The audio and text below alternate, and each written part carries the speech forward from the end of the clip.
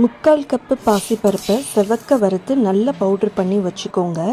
1/4 cup சிகப்பு அவலை இப்படி ரவை ரவையாக பொடிச்சு வச்சுக்கோங்க.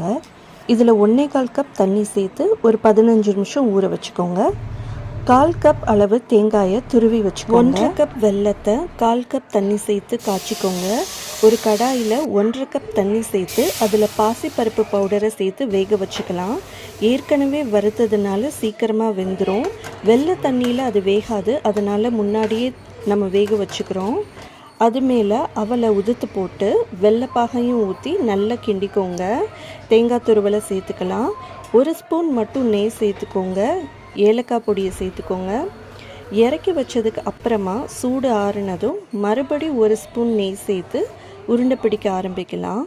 இது நார்மல் அவலை விட ரொம்ப டேஸ்ட்டாக லைட்டாக கருப்பட்டி டேஸ்ட்டில் இருக்கும்.